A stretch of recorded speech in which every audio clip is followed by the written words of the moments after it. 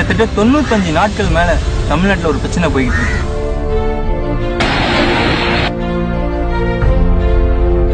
கதிரமங்கலம், அதுல methane case எடுக்கிறத பத்தி ஹைட்ரோ கார்பன் திட்டத்தை நாங்கள் நிறைவேற்ற மாட்டோம் என்று சிறப்பு தீர்மானம் நிறைவேற்றினால் மட்டுமே நாங்கள் இந்த போராட்டத்தை கைவிடுவோம்.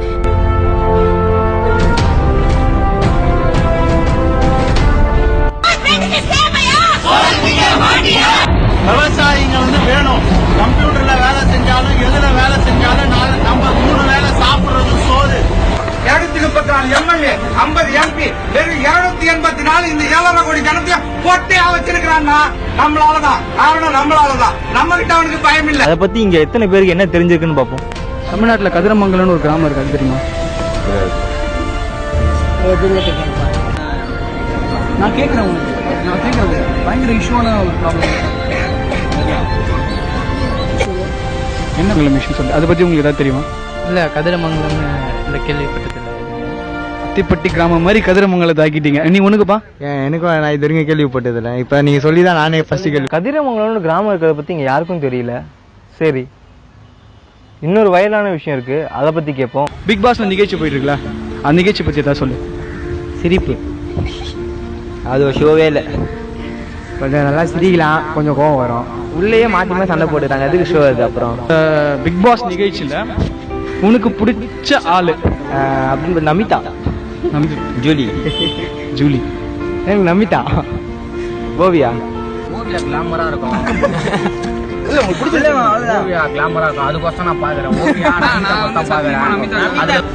ஓவியா வந்து நம்ம பசங்க எல்லாருக்கும் பிடிக்கும். வேற அவங்க வேற லவ் எல்லாம் பண்ண வேற பப்ளிக்கா சொல்லிட்டாங்க. நான் தான் ஃபர்ஸ்ட் உசார் பண்ண நினைச்சேன்.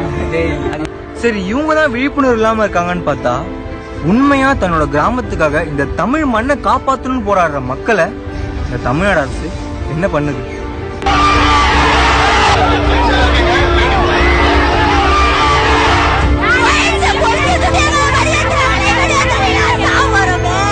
வன்முறையில் ஈடுபட்டதால் குறைந்த அளவு பல பிரயோகம் செய்து அவர்களை கலைந்து போக செய்தனர்.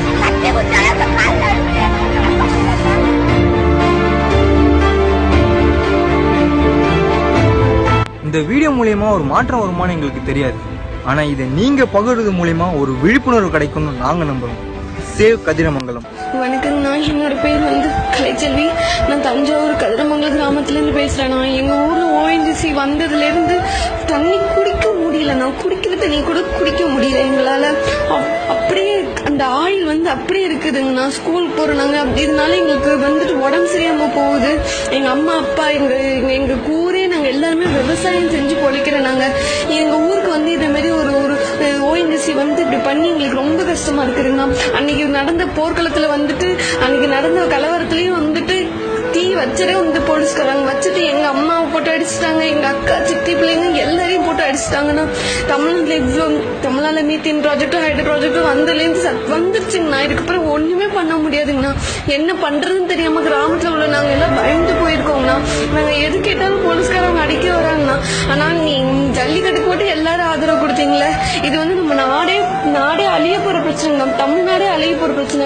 உங்களுக்கு அடுத்து நம்ம சங்கதிங்க யாருக்குமே குடிக்கிறதுக்கு தண்ணி இருக்காதுங்கண்ணா. ஆயிலே குடிக்க போறோம், எண்ணெயை நான் குடிக்க போறோம். எண்ணெயை வச்சு என்னங்கண்ணா பண்ண முடியும்? தண்ணி இல்லாம எப்படி நான் வாழ்றது?